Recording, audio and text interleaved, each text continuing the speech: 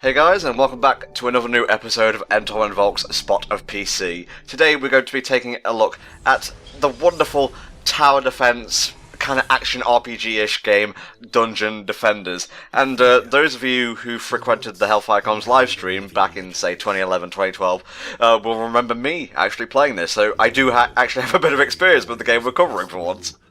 That is always good. I actually remember watching that. I do remember you popping by some of my games on occasion as well. Oh yes. But yeah, this is a very, very fun game, and probably one of the games I've clocked in officially the most amount of time in. Last I checked, I had about 750 hours into this game, and I had done pretty much every challenge that was available at the time, except the very, very final challenge at the end of one of the DLC packs, so I'd pretty much done almost everything. Yeah, code Dungeon Defenders free, that's the final achievement. Yeah, pretty much. But yeah, the last challenge was just way too ruthless at the time, so I just thought, you know what, I'm not going to spend 300 hours trying to do that. That's not what I'm going to do. So what's the general gist behind Dungeon Defenders? What's the idea? How does the game play out? Well, the best way to start would be to describe roughly how a tower defense game works in general, wherein, in some way, shape or form, you are using towers or defenses to stop a horde of enemies and multiple waves of said enemies from getting to a certain point on a map. And in this case, they kind of combine action RPG elements into the mix by having you play as a character that can build a variety of different towers, but then also attack the enemy themselves if they so desire, or they could just cower behind their towers. It's entirely up to you. That's a strategy I would tend to go with, I think. Well, there's actually a mode that actually encourages that sort of thing, where your hero is actually locked from attacking at all, so you're pretty much at the mercy of your actual defenses. So, if you prefer to play that way, there is actually a mode set up where you can actually do that. Oh wow, Missile Command from the 1980s is actually called a precursor to the genre as a whole. Yeah, that's pretty much it. When Dungeon Defenders actually came out, there were quite a few really good quality tower defense games that were out at the time. One of them is Defense Grid, which is your more traditional tower defense game. And there was another game that kind of mixed it up a bit called Sanctum, where it combined first-person shooter elements. And you kind of upgrade your guns in the same way that you would upgrade a tower, and that was pretty fun for a while. Yeah, Dungeon Defenders is actually one of the first games to bring the genre into third person. Yep, in that way, yes, it definitely did. And also just RPG elements in general. Oh man, this tavern, I'm getting all nostalgic. Well, my tavern seems to be a trash heap for discarded gold at this point. Yeah, and I'm noticing quite a few trophies around the place as well. Yeah, there's a load of different achievements you can get in this game, and each achievement actually has its own trophy, which then gets placed somewhere in the tavern. Nice. Now, back when the game first came out, they had shelves and stuff dedicated for where the trophies would eventually sit. But as more DLC and more additional content came by, obviously they ran out of room for these trophies, so they kind of started putting them just in the middle of the tables, like on the middle of the floor, just on top of random shit. It got a bit hectic. There's one in the bathroom here. Oh Jesus, how did that get there? It's actually used to store the toilet brush. So are we starting from the beginning here? You're not using your established character per se? Yeah, we're going about this in two different ways. The first one is just I'm going to show you how we go in to begin with in the game, and where you might be starting out as a level 1 character. Then I'm going to bring my established characters into the mix. I think you're going to have to explain what this room's all about, because there's a weird technological juxtaposition against the whole medieval kind of style. Well, this is kind of your reference room plus hidden security room, which you unlock after you beat the main campaign. And it's filled with... Is that a tiny giraffe on a treadmill? Yep, that is a tiny giraffe on a treadmill, and one of many based on a treadmill pets that you can actually unlock in the game. Oh, they're like familiars then? Yeah, they're special familiars that you usually get for accomplishing some of the more difficult tasks in the game, whether it be achievements or maps. And you get like giraffe, kobold, there's, I'm pretty sure... Actually, I don't remember, there's like at least a couple more, but then at the end of it all, you've got the treadmill on a treadmill. Okay. Just to go even deeper to the meta.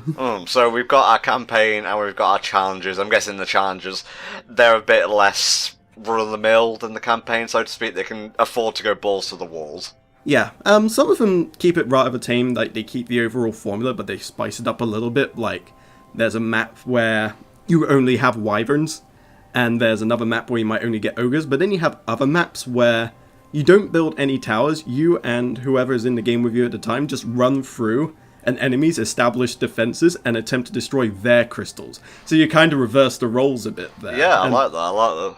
Yeah, they make some really interesting maps. There's actually a few themed that way, and they've even got a series of scenarios that work off that same principle. What are the Lost quests?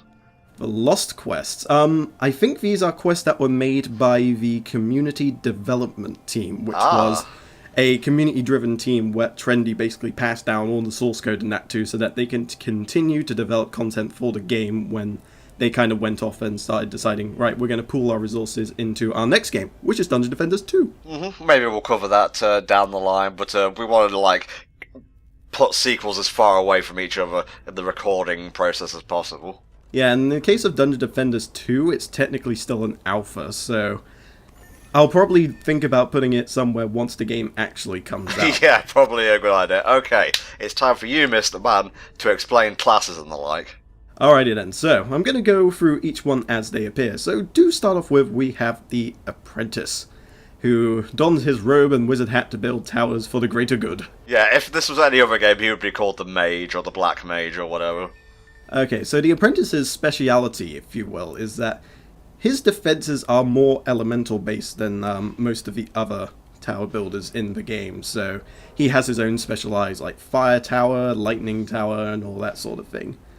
And a lot of his towers also have like special abilities, like his lightning tower can actually chain onto other enemies, attacking them from greater distances. I like that shit. And the fireball tower does immense splash damage. So he's kind of your jack of all trades kind of guy. He has a tower for pretty much every occasion. Yeah, he's got one to suit you every need. In fact, I think this is the character I went with when I started playing the game. I just found him like the most accessible.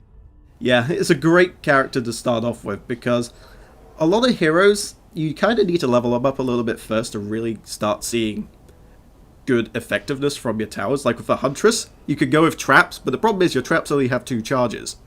So that's not going to really be very effective until later on where your traps have more charges. Yeah, not great, not great. So usually having your Apprentice to start off with gives you a good solid ground to begin with. And then as you level up your characters, you can then focus on the other tower builders and then incorporate them as they get stronger. So do you have like unlimited time during the build phase before combat phase kicks in? During the beginning levels and lower difficulties you do, but traditionally you do have a time limit in which to build these defenses. So that's where the strategy element comes in. Yeah, exactly, because you kind of have to manage your resources at the start as well as factor time into it, and you kind of have to prioritize which areas need the most focus and what areas you can kind of leave until the last few seconds. These goblins or whatever are really not like taking their job very seriously. I would describe their walking pace as sauntering. I would describe it as they literally just got out of bed and are slowly making their way towards the bathroom. Fine, we'll get the crystal, I guess. It like got called into work and they had a day off and they just woke up. Alright, our next class. Who's this knight-looking fella? The knight-looking fellow is called the Squire, and he is a knight clad in armor except for his trousers, apparently. Ghost and Goblins Arthur style. Yep, pretty much. And the Squire is a more melee-focused character, both in how he himself fights and also in the towers that he builds. With the exception of one or two, all of his towers specialize in getting up and close, but as a result, they usually do massive amounts of damage very quickly. One example is one tower he gets towards the end, which is a spinning blade tower, which takes a while to whirl up, but once it does, any enemies that end up crossing its path will just get mincemeated instantly. Oh my god, it's like a vertical minigun, that's rad. But yeah, his towers usually have high health as well, so he's an ideal character for building barricades and such with, so if you want to wall off a particular section of the map, the Squire's pretty much your guy for the job. Seems like a pretty good tank as well. Oh yeah, he's pretty tanky as well, he can definitely take his share of hits. Next character we have is the Monk, and this is one of the more advanced tower builders I was telling you about, where he has auras as opposed to actual towers, which do varying effects when crossed through. So in this case we've got the Ensnare aura, which slows down characters as they go through them, So it gives your towers a bit more time to start peppering them before the enemies can actually get close to them. Seems like a good class, and a good assist class, I should say. Like, you've got other people on the team using apprentices or squires, they can set up towers, and this dude can put down ensnare auras to let the towers do their jobs more effectively. Yeah, exactly. And he also has healing auras. He actually has auras that can drain the strength of the enemy so they do less damage, which is very ideal for the higher difficulties especially. And he himself is a pretty decent fighter. He's got a good melee attack and he's got a serviceable ranged attack as well, but he doesn't really have much health, so he's kind of more of the character where you don't really want to be right in the thick of it. You kind of want to be on the sides, like finding weak points and exploiting them. A more sneaky kind of character. Yeah, but he definitely plays a support role very well because his special abilities allow him to buff tower defenses temporarily for a mana cost every second, and also buff hero power. Nice. And last on the block of your classic characters is the Huntress, which is the trap-laying mischief maker that I was telling you about at the apprentice side. And as you can see, her specialty is laying down traps, which can do damage in various different ways. So the explosive trap is just your one-off explode, do area damage, recharge, do it again if an enemy walks over it. But she's also got other traps like the Inferno trap, which does damage over time, which is very handy to have over barricades, because if they're going to be hanging over there for a while, the damage is going to rack up quickly. Oh yeah. And she also has the gas trap, which actually lets her immobilize enemies for a short time. And that can be very handy for actually, as opposed to the ensnare aura, actually keeping enemies in place, providing they're not poison immune. How's her, like, basic attack power? I'm guessing she's not as strong as, say, the Squire. She does have very high potential for actual attacking power. Being a ranged hero obviously has its advantages as well, since she can attack from safe distances. And on top of that, her gun actually has ammo and reload, so you kind of have to watch out for that as well. But later on in the game, it doesn't really become so much of an issue, because the guns you start finding just have insane reload speeds or just an ammo count of infinity. But yeah, she's a very, very handy hero to have around for attacking things as well, but her traps later on down the line actually become a very handy form of defense, since they can't be attacked or destroyed, and the gas trap is just incredibly handy for immobilizing people. I would say the Huntress is probably my favorite. She's the one I started with once I got her going, obviously, because, as I mentioned before, she's kind of got a bit of a slow start. But yeah, she's the one I enjoyed the most. What's the one, like, out of the basic classes that you enjoyed the least, would you say? The least? I don't know. I think the Apprentice was kind of good, and it's not to say anything bad against the Apprentice, but I soon found myself using him a lot less as the more elemental immune enemies started coming by, and I unlocked more towers from the other classes, which I considered to be more useful. But there's not a class I dislike, but I guess the best way to say it would be what class do I use the least, which would then be the Apprentice. Man, you're really peppering that guy, but he's just not falling down. He's nothing compared to the ogres. The ogres just have tons of health, even on the lower difficulties. You gotta be really careful when considering where ogres can appear early on, because they will absolutely wreck you given half a chance. I think this is one of the things I liked most about Dungeon Defenders, is that you go from kind of a basic battlefield with not much going on, and by the end there's like towers everywhere, traps dotted about, loads of enemies like attacking, and you defending against them. It just evolves the battlefield. Yeah, they introduce the new features and make things more complex in just the right way, I felt, during the original campaign. Like, they introduce new enemies slowly, they give you your first taste of bosses after the first few missions, and in general they also introduce more crystals to defend, more complex maps, and they introduce it in a way that seems fluid and consistent, which I thoroughly enjoyed, and it made getting into the game very easy. Well, there you go, that's our first level completed. And that can be the taste of what you may experience should you decide to play this game yourself. But you may be wondering, but good sir, what may be happening later on once you have sufficient gear and lots of numbers? Well, I'm going to show you. I'm going to take you for a trip from one of my personal favourite levels, which actually comes through the Shards Quest DLC, which is a whole second story added later on after the game's development, called Mistymire Forest. Nice. And I think that the thing that drew me to this level in particular is, not only did it introduce the spiders, which made the whole aspect of tower defending a lot more interesting, but The building music in particular is just so chill, I can just sort of sit and relax there for minutes on end. Is this a completely new class right here? Yes. Another thing that Trendy did, as well as introduce new maps later on, is that they also introduced new characters. And there's a few they introduced. The first one I believe they introduced was called the Barbarian, who is a class that doesn't build any towers at all, but instead has different stances, and can also use 2 weapons at the same time. So he's like your definitive damage dealy type dude, but he doesn't have any towers. What, like a berserker kind of class? Exactly. And the next hero they introduced was the Series EV, which is this character right here. A female Mega Man. Yeah, pretty much I themed it around that because, why not? And her specialty is that she builds beams across the battlefield, which you can actually change the size of. So a lot of people had problems with like the Squire and that, where the blockades weren't quite covering the path that they want, so enemies would occasionally find their way and sneak around. But with the Series EV, they found a way to create blockades with them that they can actually adjust the size of on the fly, and their defense unit cost would actually reflect the size of the beam as well. But she also has other handy beams, like she has a beam that can deflect projectiles back at enemies, and also these buff beams that I'm putting down, which actually enhances the properties of defenses that are passing through it. So what I'm going to do to start things off is I'm going to bring back the monk, albeit in a different costume, and I'm going to have these auras be buffed by the buff beams, and this alone should be enough to see off the first wave. And then on the second wave I can focus on putting down some additional defenses, because this won't be enough for like later waves. So. No. But this is like a good way to start out if you happen to have the Series EV and a decently powerful monk. So to clarify, because you're building the ensnare auras like in the beam's path, they get stronger. Yeah, so they'll attack more frequently, more powerfully, and in the case of like the ensnare and strength drain, they actually become a little bit more effective.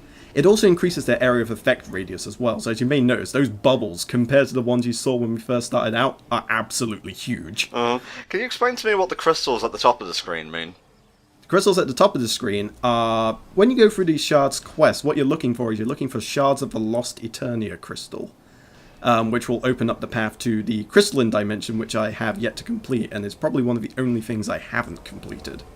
But as you go through the gate, as you go through each of these additional levels, there's a boss after each one which holds one of the lost shards. And as you collect them, it kind of shows at the top of the screen which ones you have currently. And then when you have all 4, it will open the portal to the crystalline dimension, and you can go in and save your parents. Fuck yeah, buddy. So yeah, they actually tackled the whole thing of, at the end of the original campaign, wait, what about the kids' parents? Yeah, they kind of got captured and trapped in this dimension, so you kind of got to go and save them. I just brought out the Countess towards the end, which is actually a female version of the Squire, and I'm going to have her place some more harpoon towers whilst the waves are actually going. And a misconception some people have is that you can't build defenses whilst the waves are going, which isn't true. You can actually build defenses whilst the waves are going, it's just that your build speed will normally be quite a fair bit slower, and your upgrade and repair speed will also suffer on top of that. To kind of balance out the whole, you can't just rebuild a defense instantly whenever it goes down. There has to be some consequence after all. That would be kind of broken if you were just basically respawning towers the instant they exploded.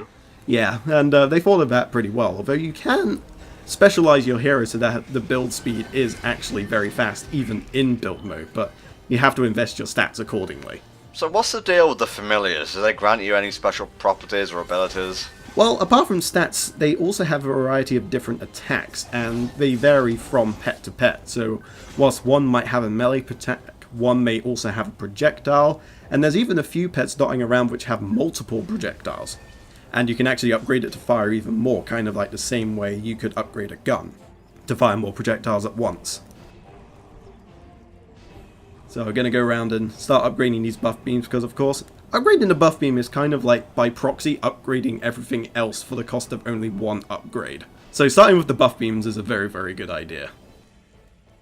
Is this an alternate costume for the Countess? Because I didn't think like the opposite gender to a knight-looking guy would be a mermaid. Yeah, the Countess has the more traditional Squire armor, obviously, normally, but the Shards content maps actually gave some additional costumes for the gender alternates for each of the original characters as well. So the monk, which you saw earlier, is actually the furry sky captain.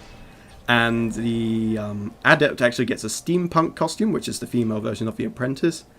And the ranger, I can't exactly remember what the ranger is, although I do remember one of the ranger's costumes being the Doom Guy suit. Nice. And you got that for actually completing all of the achievements in the game at the time. So I was like one of the first people that actually unlocked that. Sweet. Okay, man, tell us all about the summoner. Yep, well, the summoner was the third DLC class that was introduced. And she's very unique in the fact that she summons minions to do her bidding. She can't actually attack herself. So what she can do is that she can command minions from the battlefield, and if she so chooses, she can have them move around and kind of plonk them wherever they need to go. So they're basically mobile defenses almost. But what really makes her powerful is that she doesn't follow the same rules as other tower builders. With defense points, there's only a certain number of defenses you can typically put out on the map at once, which kind of where the management of your towers and where their position come from. But she actually has her own defense unit resource she can tap into to summon her minions. Which means with the summoner, you actually get double the amount of defense that you would normally get. So you can kind of focus your defense units on more defensive things like barriers and buff beams and auras. And you can have your summoner just like get all the damage dealing towers out. So what's the downside to the summoner then? To be honest, there really isn't one, and that kind of comes into where one of my problems with the game, which kind of factored in much later on, where they were adding all these DLC heroes and such that were immensely powerful for what they brought, and as a result, it made some of the older maps that were introduced before the summoner became a thing way too easy. But then on the flip side, they had to start balancing around the summoner, even for the people that don't necessarily have it. So the later maps that came in after the summoner's release actually became much harder. So you would either have to get extra gear and spend more time getting that, or if you didn't have the summoner, the maps in general would just become very difficult, if not occasionally downright impossible until later in the game when better gear was introduced.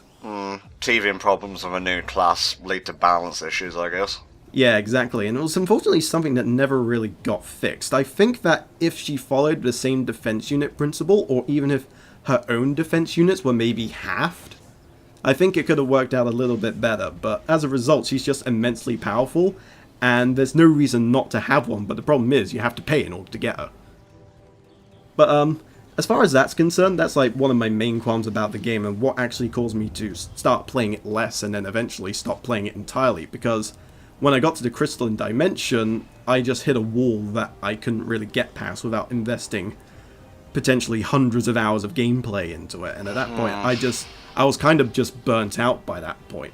So that was kind of a reason why I'd actually stopped playing to begin with, but that's not to say that Dungeon Defenders itself is a bad game. No. It just, I think later on, it kind of just got away with itself with all the stuff it wanted to add in, and as a result, they kind of had to start balancing around all this new cool stuff that they wanted to put in, and it just didn't really work out as fluidly as I think they were hoping that it would. Yeah, that's the thing with genres like tower defense, RTS, etc. I guess you could throw in RPGs as well.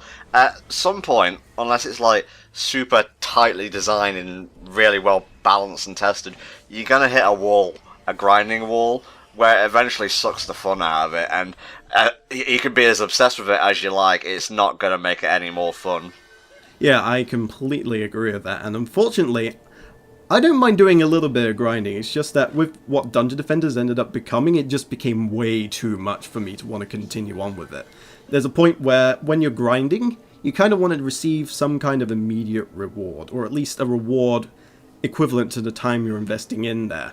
Yet with Dungeon Defenders, it eventually came to the point where you're putting in tens or hundreds of hours even for a very, very small upgrade, which you may need multiples of if you want to even advance to the next point of the game or the next difficulty of a particular map you might be on.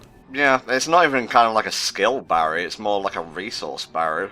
Exactly, and I prefer it to be a little bit of a mix of both, but Dungeon Defenders quickly became more of a resource game than a skill game, I think. But I guess that's just to be expected as you sort of advance through and you sort of like add the higher difficulty of Yeah, Nightmare. yeah. And everything. It's not really like a problem with the design per se, it's just more one of the limitations of the genre. Yeah, exactly. But in Dungeon Defenders 2, it seems like they've dealt with it a little bit better. There is still a summoner class that they added into the game, but it doesn't have its own pool of defense resources to tap in, which makes it a bit more fairer. Now, you've talked about, like, your negative thoughts of Dungeon Defenders as a whole. What do you really like about it? What kept bringing you back? I actually just really liked how the game was at the start, because it had that right blend of balance, challenge, and the split between having the necessary skill and the necessary equipment. And some of the initial challenges they had as well were actually really, really fun, back when you were kind of first playing the game. And the gameplay itself was just very, very charming. I loved the idea of a tower defense with kind of like a premise that I can actually jump in and sink my teeth into some enemies as well, and not kind of just waiting for my towers to do all the hard work for me. And another thing I should probably mention is that the last DLC character, who you're actually seeing on the screen right now, the Jester, and his specialty is that his towers actually make presents, which randomly generate a defense. Ah, okay. But if you don't like that random aspect, he's a very proficient fighter as well, in that he can use any class's weapon. So you can have him use a sword, you can have him use an apprentice staff if you want to, a gun, you can have him use a monk weapon if you want. So he kind of suits a variety of different play styles, and you can actually switch between them on the fly, since you can actually, whilst he can't use two weapons like the barbarian, he can hold two weapons that he can switch between. I can't tell where to hit her, honestly. I just can't see what her weak point is. No, me neither. I wonder what it could possibly be. So how do bosses work in this game, apart from having 50 billion life points? Usually bosses have some kind of weak spot they have to exploit, like with this one. Like, when you destroy a bunch of spiders, she'll fall to the ground, and you'll have a period of time where you can attack her for relatively decent damage. But some of the first bosses that were introduced involved destroying these Tesla coils, which will zap him and hold him in place, and you can actually deal more damage to him whilst that's in effect. And there are some enemies that just have weak points in the back, or there are some enemies that roam the map and you have to either find them or shoot harpoons at them. So they do a whole variety of different bosses and how you defeat them as well, which I think is pretty damn nice, because obviously the bosses are just a nice thing to do, but the twist with this one is that the boss isn't just there alone and you're just killing it. The waves are still coming, so you still have to factor your defenses in mind as well. And in some cases even thinking ahead of time and pointing your defenses towards it to get that little bit of extra damage in there. Just before we end, I think what drew me to Dungeon Defenders, like apart from like its colourful aesthetic, which is always a plus for me, is just the fact that it was so accessible. And granted, it may go a bit tits up on, you know, more high-end sort of gameplay, as Volk's discussed, but it still looks really engaging. Dungeon Defenders 2 looks interesting. I would heartily recommend it, and who knows, maybe we will cover the sequel down the line. Yeah, definitely. This is a game that pops on like Steam sales and Humble Bundles quite frequently, so picking it up for cheap isn't too bad, even with all the DLC. Just be prepared for a lot of grinding. Towards the end, yes, but if you stick out the usual progression path, you should be okay. You should have a lot of fun. Indeed, indeed. Okay guys, that'll do it for this episode of Spot of PC. We'll see you next time for another exciting one. Bye bye.